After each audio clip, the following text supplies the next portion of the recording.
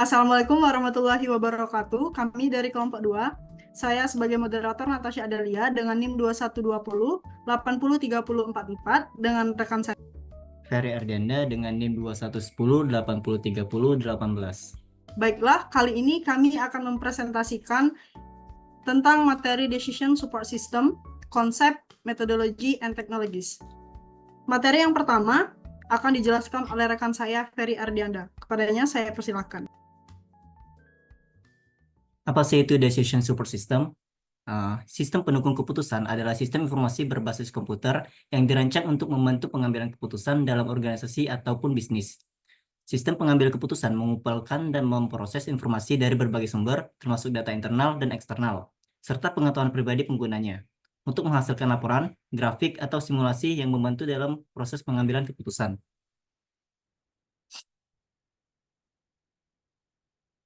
Decision Support System konsep merupakan konsep dasar sistem pendukung keputusan untuk menyediakan alat yang dapat mengumpulkan, memproses, dan menganalisis data sehingga membantu pengambilan keputusan untuk membuat keputusan yang lebih baik, lebih cepat, dan lebih akurat.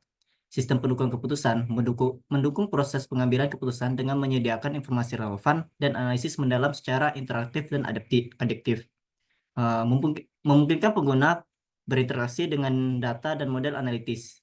Komponen utama SPK merupakan manajemen data, manajemen model, antarmuka pengguna, dan manajemen pengetahuan. SPK memungkinkan evaluasi berbagai alternatif keputusan melalui simulasi dan prediksi hasil, sehingga meningkatkan kualitas dan efisiensi pengambilan keputusan dengan aplikasi luas di berbagai bidang dan sektor. Sistem pendukung keputusan menjadi alat penting dalam pengambilan keputusan yang efektif dan efisien. Materi selanjutnya akan dilanjutkan oleh partner saya, yaitu Natasha. Kepada Natasha, dipersilakan. Baiklah, materi selanjutnya yaitu metodologi in decision support system atau metodologi pada sistem pendukung keputusan. Metodologi dalam sistem pendukung keputusan ini mencakup serangkaian langkah atau teknik yang digunakan untuk mengembangkan, mengimplementasikan, serta memanfaatkan SPK itu sendiri guna mendukung pengambilan keputusan. Adapun langkah-langkah dalam metodologi ini, yang pertama yaitu data collection atau pengumpulan data, yaitu mengidentifikasi dan mengumpulkan data yang relevan dari berbagai sumber, termasuk database internal organisasi, data eksternal seperti pasar atau data industri, serta input manual dari pengguna. Selanjutnya yaitu data processing atau pemrosesan data, yaitu membersihkan data dari kesalahan, duplikasi, dan ketidakkonsistenan untuk memastikan data yang digunakan adalah akurat dan dapat diandalkan. Selanjutnya yaitu modeling atau pemodelan, untuk mengembangkan model matematis atau analitis yang mensimulasikan proses bisnis ataupun fenomena yang relevan. Selanjutnya yaitu analisis, yaitu menggunakan teknik analisis data untuk mengevaluasi dan menafsirkan data yang telah diproses. Selanjutnya yaitu pengambilan keputusan atau decision making untuk mensimulasikan berbagai skenario dan memprediksi hasil potensial dari keputusan yang berbeda. Selanjutnya yaitu implementation atau implementasi untuk menerapkan keputusan yang dipilih dalam praktik operasional. Hal ini melibatkan penyusunan rencana tindakan, penugasan tugas, dan alokasi sumber daya. Dan yang terakhir yaitu feedback and learning atau umpan balik dan pembelajaran untuk mengevaluasi hasil dari keputusan yang diimplementasikan untuk memahami efektivitasnya. Selanjutnya yaitu teknologi in decision support system. Teknologi ini memainkan peran penting dalam implementasi dan operasi sistem pendukung keputusan itu sendiri. Teknologi dalam sistem pendukung keputusan mencakup berbagai alat dan teknik yang bekerja sama untuk mengumpulkan, menyimpan, mengelola, menganalisis, dan menyajikan data. Dengan memanfaatkan teknologi ini, SPK dapat menyediakan informasi yang relevan dan mendalam, mendukung pengambilan keputusan yang lebih baik dan lebih cepat.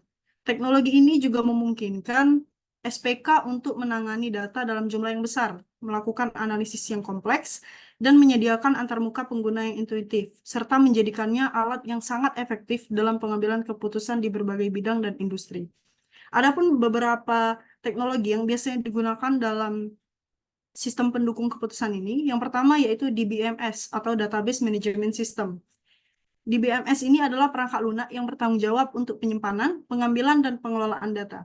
DBMS juga menyediakan cara untuk menyimpan data dalam format yang terstruktur, memastikan integritas data, dan memungkinkan akses yang cepat dan efisien ke data. Contoh DBMS ini salah satunya yaitu MySQL. Selanjutnya yaitu data warehousing atau gudang data, yang dimana sistem yang digunakan untuk mengumpulkan, menyimpan, dan mengelola data dari berbagai sumber. Data warehousing memungkinkan integrasi data yang berbeda ke dalam satu repositori yang konsisten dan terpusat, yang mendukung analisis historis dan pelaporan. Salah satu contohnya yaitu Google BigQuery. Selanjutnya yaitu teknologi data mining. Data mining adalah proses menemukan pola dan hubungan yang tersembunyi dalam kumpulan data yang besar menggunakan teknik statistik, kecerdasan buatan, dan pembelajaran mesin.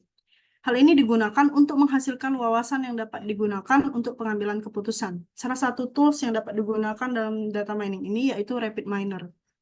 Selanjutnya yaitu Artificial Intelligence atau AI dan Machine Learning. AI dan Machine learning ini digunakan untuk membuat model prediktif dan otomatisasi pengambilan keputusan.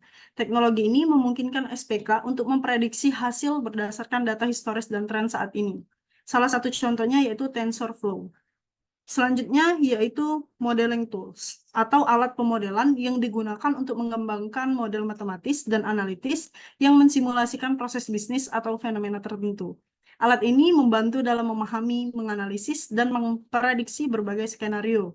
Salah satu contohnya yaitu Python. Dan yang terakhir yaitu collaboration tools atau alat kolaborasi yang digunakan untuk mendukung kerja tim dan komunikasi dalam proses pengambilan keputusan. Hal ini juga termasuk alat konferensi video, manajemen proyek, dan platform kolaborasi online lainnya. Salah satu contoh dari collaboration tools ini yaitu Microsoft Teams. Dan masih banyak lagi. Baiklah, itu saja materi yang dapat saya sampaikan.